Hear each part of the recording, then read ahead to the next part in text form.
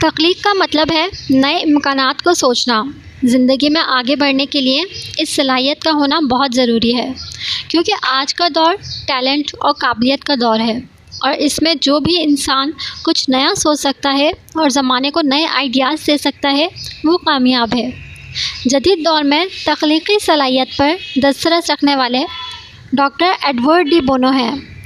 اس موضوع پر ان کی بہترین کتابیں بھی موجود ہیں۔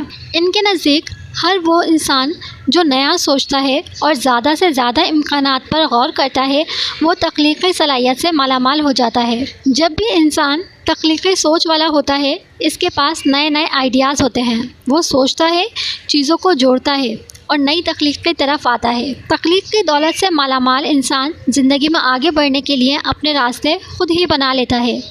اگر اس کے ارد گرد نسل در نسل جہالت چل رہی ہو تو بھی وہ پہلا فرد ہوتا ہے جو یہ سوچتا ہے کہ اس جہالت کو ختم ہو جانا چاہیے۔ دراصل ہر انسان کے گرد کچھ دائرے ہوتے ہیں، ان میں ایک مضبوط دائرہ رسم و رواج، روایات اور جہالت کا بھی ہوتا ہے، اور اس دائرے کو اپنی قابلیت کے بلبوتے پر توڑ کر آگے نکلنے والا تخلیقی انسان ہی ہوتا ہے۔ تخلیقی صلاحیت سے بھرپور انسان اپنی قابلیت کے بنا پر اپنے لیے رزق کے اسباب بھی پیدا کر سکتا ہے۔ ہر انسان کو یہ دیکھنا چاہیے کہ زندگی کے میدان میں وہ کتنا تخلیقی ہے۔ ایجادات صرف سائنسدان نہیں کرتے، اور نہ ہی صرف سائنسی چیزوں کا نام ایجادات ہے، بلکہ اس کے علاوہ بھی کچھ چیزیں ہو سکتی ہیں۔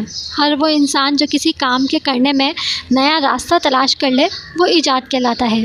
نئے انداز سے کسی کو سمجھا دینا بھی ایک طرح سے ایجاد ہی ہے۔ یاد رکھیں، تخلیقی صلاحیت والا انسان امکانات کے مائنڈ سیٹ کے ساتھ رہتا ہے۔ وہ کہتا ہے کہ اگر میرے سامنے دروازہ بند ہے تو نیا بھی تو کھل سکتا ہے۔ وہ سوچتا ہے کہ اگر یہ کام اس طرح نہ ہوا تو فلاں طریقے سے کر لوں گا، وہ نہ ہوا تو کوئی اور طریقہ استعمال کر لوں گا۔ تخلیق کار انسان پر امید ہوتا ہے، یہ یقین اس کو مثبت رکھتی ہے اور اس کو اللہ کے رازقیت پر یقین دلاتی ہے۔ اور جو انسان تخلیقی صلاحیت سے خالی ہو تو پھر اگر اس کے پاس 16ویں گریڈ کی نوکری بھی کیوں نہ ہو، وہ سوچے گا کہ معلوم نہیں میرا کیا بنے گا۔ مادی دنیا میں رہنے والے کسی بھی انسان سے اگر کوئی چیز چھن جائے تو اس کو دکھ ہوتا ہے۔ تخلیقی انسان کو بھی اگرچہ دکھ ہوتا ہے مگر وہ مایوس نہیں ہوتا اور نہ ہی دل ہار کر بیٹھ جاتا ہے۔ وہ نئے راستے دریافت کرتا ہے۔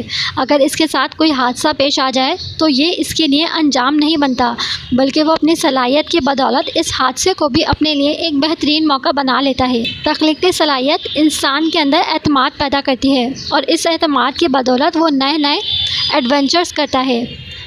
یہ چیز اگر کسی بچے میں آ جائے تو پھر اس کو اور کیا چاہیے؟